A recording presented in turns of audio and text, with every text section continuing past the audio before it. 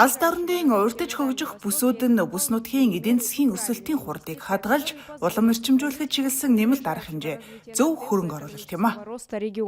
Энэ шийдвэрийн ач холбогдол зөв байсныг амьдрал өөрөө сүүлийн үед Орос улсад тулгарсан сорилтууд болон дэлхийн эдийн засагт хүчээ авч буй объектив чиг хандлагууд баталж байна. Өнөөдөр дэлхийн гол бизнесийн холбоо, худалдааны замууд, нийт хөгжлийн чиг хандлага дорн зүг болон дэлхийн өмнөд бүс рүү улам бүр чиглэж байна. Тиймээс алс дорнод хэрхэн хөгжөхөөс манай улсын ирээдүйн хөгжил ихээхэн хэмжээгээр шалтгааллах болно.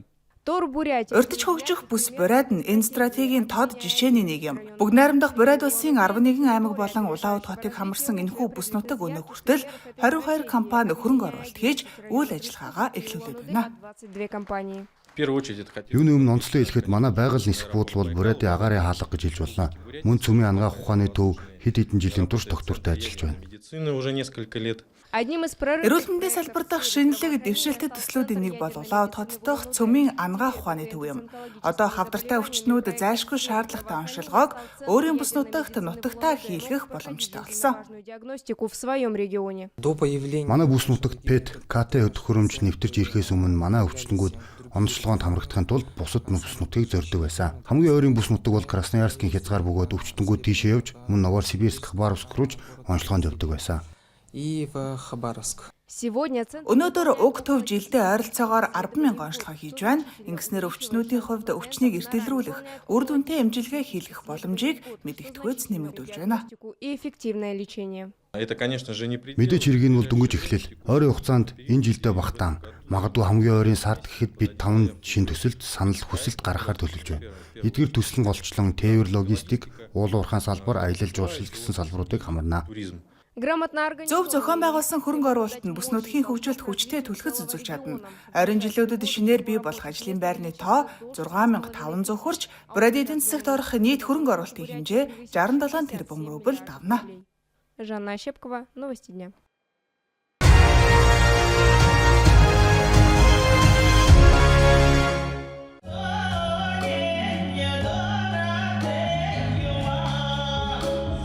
Йосеф Кобзоны дурсгал зориулан эрхүүгийн бүс нутгийн өнцөг болон бүрээс дуунууд эгшиглэж байна.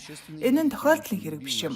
Домогт дуучин нийгмийн зүтгэлтэн Йосеф Кобзон манай бүс нутгийг сэтгэлээсээ хайрладаг байсан бөгөөд олон жилийн турш улсын дүүмд тус бүс нутгийн эрх ашигыг төлөөлөн ажиллаж байлаа. Тийм ч учраас өнөөдөр драмын театрын тайзнаа их нутгийн хайрын тухай, өвөг дээдсээ хүндэтгэх, улс үндэстнийхээ түүхийн тухай сэдвүүд уухайлан эгшиглэж, би бол Сибирийн хүн гэж бахархалтайгаар хэлэх уран бүтээлчдийн сэтгэлийн дуу болон хүрч байна. Бидний хувьд энэ фестивал уралдааныг зохион байгуулж байгаа нь нэр төрийн хэрэг юм. Юуны өмнө энэ уралдаан нь Агуй их зөвлөлтийн Орос дуучин Йосеф Кобзоны дурсгалд зориулагдж байгаагаараа онцлог. Зөвхөн түүний дурсгалыг хадгалах зорилготой биш юм. Харин ч тэр хүн амьдралынхаа туршид хөгжмийн урлагт зориулан хийж бүтээсэн их үйлсийг үргэлжлүүлэн амьдруулах, залгамжлуулан хөгжүүлэх зорилготой юм. Брянгарск бүс нутгаас 360 гаруй уран бүтээлч урьдчилсан шалгаруулалтад оролцсноос 50 шугтаргын шатанд шалгарч авьяас чадвараа тайзнан боллоо. Тэд академик дуулал, эстрад дуулал, ардын дуулал болон өөрийн зохиосон дуу зэрэг төрлөөлөд өрсөлдсөн юм. Уралдааны гол зорилго нь эх орон сэтгэлгээг төлөвшүүлэх, эх нутаг үндэс ухсаага хайрлах сэтгэлийг уран бүтээлээр дамжуулан илэрхийлэхэд чиглэж байлаа. Энэ жил эх орноо хамгаалагчдын жил мөн Агуй ялалтын 80 жилийн ой тохиож байгаа учраас маш олон төрлийн арга хэмжээ зохион байгуулагдж байна. Эдгээр арга хэмжээнүүдийг шинэ өнгө төрөх, шинэ аялгаугаар баяжуулах нь маш чухал байсан. Тэгвэл Йосеф Давидович Кобзоны нэрэмжит фестивал нь энэхүү зорилгод бүрэн нийцсэн. Эх оронч үзлийг төлөвшүүлэхэд чиглэсэн нэр хүндтэй утга агуулгатай арга хэмжээ болж хөтөлбөрийн чухал хэсэгт багтсан юм а. Шилдэгүүдийг шалгаруулахын зэрэгцээ эрхүү хотод уран бүтээлчдэд зориулсан дуулаачдын мэрэгжлийн сургалт, мастер класс зохион байгуулагдлаа. Зохион байгуулагчид онцолж хэлэхдээ арт түмний дууны уламжлалыг хадгалах нь маш чухал хэмээн тэмдэглэсэн байна. Үүнийг мөн тус фестивалийн шүүгчдийн бүрэлдэхүүний гишүүн, Орос улбаны улсын гавьяат жүжигчин нэрт рок дуучин, дуулаачийн багш Ольга Кормухинач дэмжиж батлаж байна. Эдгээр уран бүтээлчдэд хөрөнгө оруулалт хийх, дэмжих маш их боломж хэрэгцээ байна. Харин нийслэлийн том хотуудын хувьд тэд аль хэдийн ханаж орхисон юм шиг. Тэд хөгжих хүсэлтэй ч хэдийн тогтсон хэвшмэл ойлголтод баригдчихсан. Харин би бол алслагдсан бүс нутгийн уран бүтээл энд төрөн гарч байгаа урлагт маш их ач холбогдол өгдөг. Урлаг яг энд газар дээрээ чин сэтгэлээсээ хөгжиж амьсгалж байгаа нь хамгийн үнцэнтэй зүйл. Үүнд хувь нэмрээ оруулж байгаа та бүхэнд талархал илэрхийлье. Большое вам спасибо. И медленно сходит с ума. Я знаю, ты ждешь меня, мама. Я знаю, ты ждешь меня, мама. И такие исполнения. Ийм төрлийн үзүүлбэрүүд драмын театрын танхимд дахин алга таршилт нэжигнүүлэн бахархал төрүүлж байлаа. Үндэсний өнгө аяс өрмөц байдал, уран бүтээлчдийн чадвар шүүгчдийг ч олон удаа хүнд байдал оруулсан юм. Шилдэг оролцогчийг тодруулах нь амаргүй сорилт байлаа. Было выбрать непросто.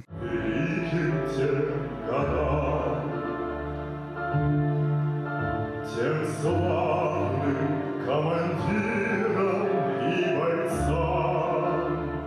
И вот долгожданный. Ингээд хүссэн хүлээсэн эцсийн дун гарлаа. Фестивалийн ялагчаар хотын Ардын драмын театрын уран бүтээлч Калиник Семенов шалгарлаа. Тэрээр тайзнаа бага наснаас хойш уран бүтээлээ толилуусаар ирсэн. Энэ өдөр тэрээр Йосеф Кобзоны хамгийн алдартай бүтээлүүдийн нэг болох тэр агуу он жилүүдэд мэхийн ёслыг хэмэгдүүг агуу их орны дайны баатруудын дурсгал зориулан дуулсан юм. Одоо тэрээр фестивалийн гала тоглолтод оролцохоор бэлтгэлээ базааж байна. Энэхүү тоглолт Йосеф Кобзоны төрсөн өдөр 9-р сарын 11-нд Москва хотноо болох юм. Сонирхуулгаад манай ялагч өмнө нь Йосеф Кобзоны эрхүүд хийсэн айлчлалын үеэр домогт дуучинтай хамт тайзнаа дуулж байсан туршлагатай нэг юм. Во время одного из его визитов в Иркутск. Я очень рад и чувствую. Маш их баяртай байна. Өөрийн их нутгаа их орны нийслэл Москва хотод бүсээ төлөөлөн оролцох хүндтэй эрх надад оногдож байгааг тун хариуцлагатай ажил гэж хүлээж авлаа. Там в столице нашей родины Москве. Александр Гаврилов, Иван Прокудин. Специально для программы «Новости».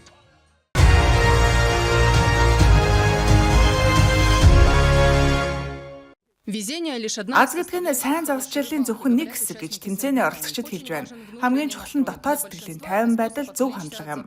Олон хүний хувьд загас барих нь амьдралын ачаалал, стрессээс ангижрах нэг арга зам болдог.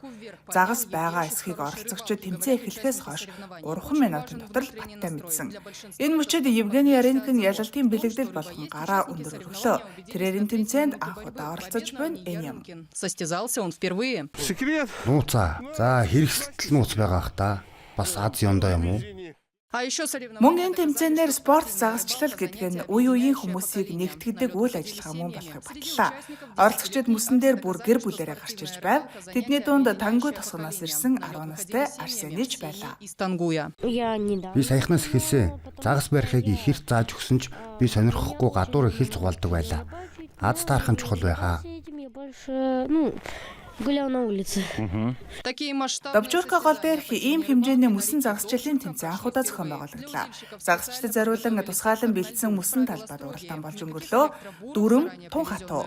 Сахилгаан өрөм хэрэглэх хоройтой, урьдчилан авчирсан загас эсвэл өгөөжтэй холбоотой ямар нэг л уур гаргахыг хориглжээ. С наживкой. Сайхан газар нутаг шүү дээ. Сонирхолтой газар. Бид бараг л хойгийн хилтерхий дээр байна. Тиймээс энэ жил спорт загасчлалд дуртай хүмүүсийн оролцоо өмнөх оныхоос илүү байлаа. Энэ үнэхээр сайхан хэрэг юм. Бид маш их баяртай байна. Бүгд энэ үйл явцаас сэтгэл ханамж авч сайхан турсамжтай үлдэхийг хүсье. Загас бол бүхний гол зорилго биш ч гэлээ. Загас өөрчлөх нь чухал юм.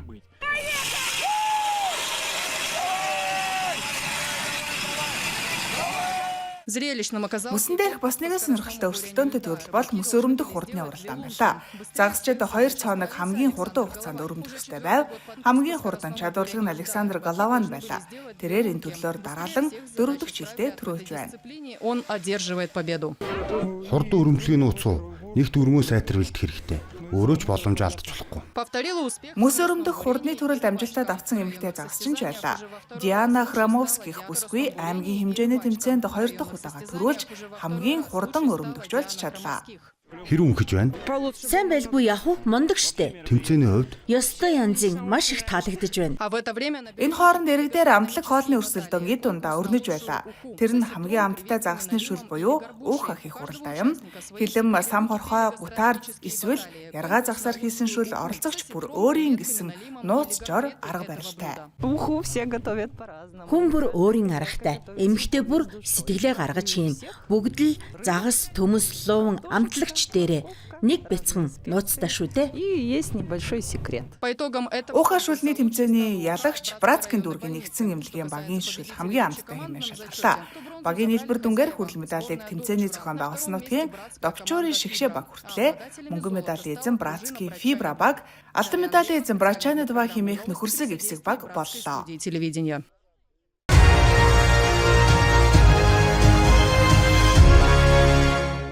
Өөр байгалийн хязгаарын IT наадмын хүрээнд 80 оролцогч 18 баг 2 өдрийн турш гар утасны аппликейшн хөгжүүлж чатботууд бүтээхээр төрсөлдөнө. Өрсөлдөөн тун ширүүн байлаа. Талбай дээр кус бааз болон амуурын бүс нутгаас ирсэн зочин багууд ч оролцож байна.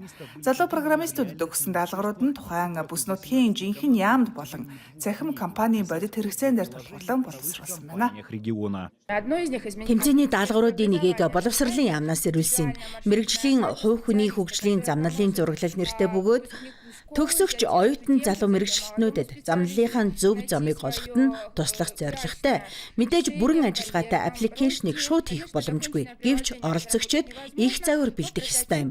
Цаашдын хөгжүүлэлтийг үргэлжлүүлэх бүрэн боломжтой.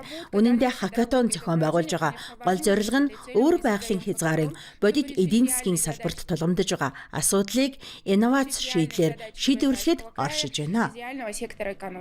Хакатон Чита хотод 5 дахь удаага зохион байгуулагдаж байна. Энэ нь шинээр эхэлж буй IT мэргэжилтнүүдэд ирээдүйн ажил олгогчдод өөрсдийн ур чадварыг харуулах сайхан боломж олгодог байна.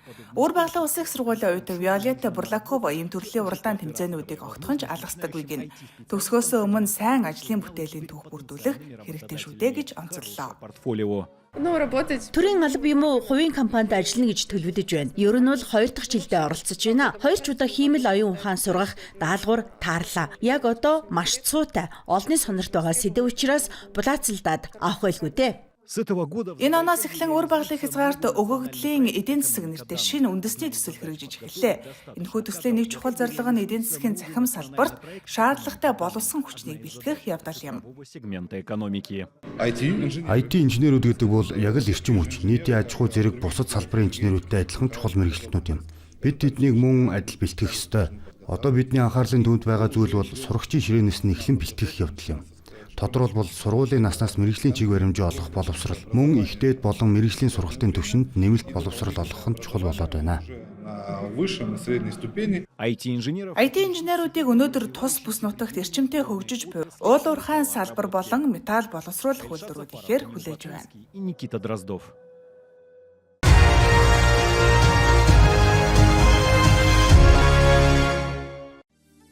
Уран яруу үгсээр сэтгэлээ илэрхийлдэг яруу найрагч Александр Рик урам зоригоо хүлээн хөдөлмөрийн багшийнхаа дэмжлэгтэйгээр Эрдэнэ Франц хатгамлын техник эзэмшсэний дараа анхны загварын цуглуулга олон нийтэд толиуллаа. Тэрээр уг цуглуулга хувцсан шингэсэн яруу найраг гэж тун оновчтой нэрлэжээ. Би яруу найрагчдын төрхийг ийм байдлаар сонгосон юм. Алсаас хараад ч танихаар байлгахыг зорьсон нь инэ. Ингээд л Пушкин, Гоголь, Ахматова 3-ын дүр төрх бүх загварууд бий болсон доо. Агуу сонгодгуудын төрхийг яг та гаргаж авахын тулд бараг хагас жилийн хөдөлмөр шаардлагатай болжээ. Залуу дизайнерын багш Ирина Забелина тайлбарлахдаа торгон сүлжээн дээр тусгай зүүгээр хатгаж оёх хөдөлгөөн гэдэг бол яг л шүлгийн төх сайз холбоосыг хааж байгаатай адилхан юм. Нэг бол яг онно, үгүй бол бүгдийг дахин эхлэх хэрэгтэй болдог. Материал нь маш эмзэг. Нарийн яг л уран сэтгэлгээний ихсрүүлж болох урам зоригийн тэнгэрлэг мууза шиг юм. Харамсалтай нь тэр онгод нь сургуулийн хонх дуурахтай зэрэгцэн ирдэггүй шүү дээ. Ийм төрлийн цуглуулгын санаа анх Юнивиллийн хатгамалтай танилцсанаар төрсөн юм. Тэр үед л уламжлалт эртний ур чадварыг орчин үеийн хувцас загварт шингээх санаа бий болжээ. Саа, гэлтгануур, төрөл бүрийн чимэглэл ашигласнаар энэ ажил цаашаад амар болсонгүй. Өндөр түвшний ур чадвар, хүч хөдөлмөр, төвчээр шаардсан ажил юм. Бүх хатгамлын зүй ойдол бүрэн үнэт эдлэлийн наривчлалтай хийсэн бүтээл шүү дээ. Хөрөө зүрэг бэлэн болмогц сурагч охин өөрийн зохиосон богино ханцуутай цамцаа дуртай иршлэлүүдээр баяжуулах шийдвэр гаргажээ. Эдгээр иршлэлүүдийг тэр зөвхөн өөрийн мэдрэмж сэтгэлд нийцүүлэн сонгосон байна. Үр дүнд нь түүний загварын цуглуулга нь өөрийн сурч буй 78 дугаар сургуулийн багш нарын төдийгүй шүүгчдийн сэтгэлд нийцсэн юм. Александра хөдөлмөрийн хичээлийн чиглэлээр зохион байгуулагдсан Орос улсын сурагчдын олимпиадын бүсийн шатны ялагч болж чадлаа. Би энийг дөнгөж эхлэл гэж бодож байна. Ирээдүйд өөрийн амьдралаа дизайны салбартай холбон хөгжүүлэхийг хүсэж байна. Магадгүй хувцсны загвар зохион бүтээгч байж ч болох юм. Би өөрийн зурсан зураг бүтээлүүдэд уурлаж өөрийн нэрийн дэлгүүртэй болохыг мөрөөддөг.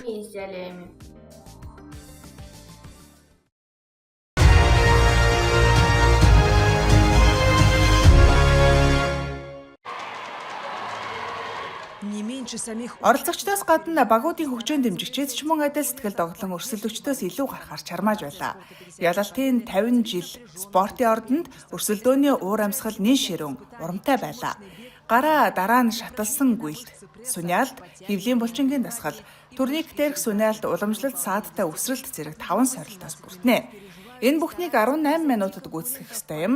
Энэ жил уралдааны дүрмд хэд хэдэн өөрчлөлт орсон нь тэмцээнийг илүү сонирхолтой болгожээ. Гол нь дүрмийн өөрчлөлт юм а. Өнгөрсөн онд дасгалыг буруу гүйцэтгсэн тохиолдолд торгуул ногдуулдаг байсан юм. Бид энэ дүрмд өөрчлөлт орууллаа. Тэмцээнд оролцогчид бүх дасгалыг заавал гүйцэтгэх ёстой. Тиймээс дасгал бүрийг зөв хийдлээ дахин гүйцэтгэх боломжтой болсон юм. Спортсмены должны на площадке выполнить все упражнения.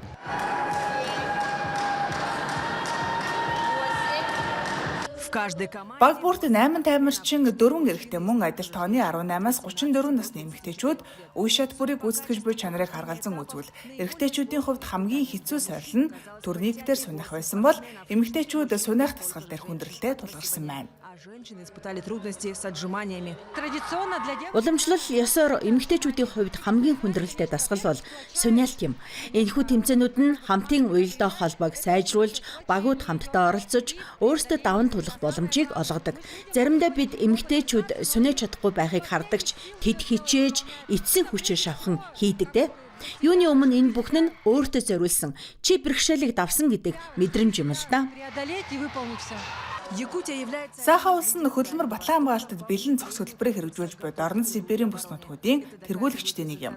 Үүнийг Яку тамирчдын амжилт, бүс нутгийн статистик болон иймэрхүү онцлог тэмцээнүүд баталж байна.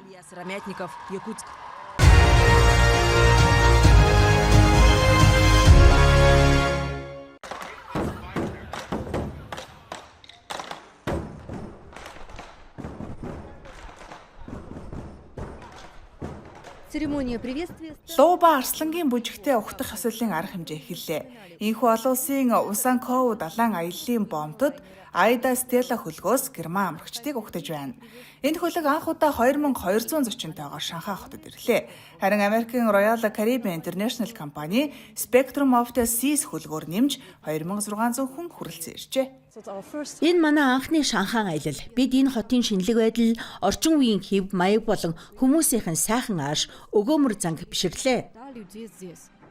Орон нутгийн цагаан жилийн албаны мэдээлэлээр ирсэн хүмүүсийн бараг 3/1 нь 240 цагийн визгүй дамжин өнгөрөх журамд хамрагдах хүсэлт гаргасан бол ойролцоогоор 60% нь нэг талын визгүй нэвтрэх бодлогыг ашигласан байна. Визгүй бодлого нь аяллыг илүү ая тухтай болгодог зүйл юм. Ялангуяа манай зочигчдын хувьд тэд төр саатаж буй орныхоо талаар илүү ихийг мэдэх, соёлтой танилцахыг хүсдэг. Харин виз шаарддаггүй үед энэ бүхэн мэдээж илүү хэлбэр болдог юм.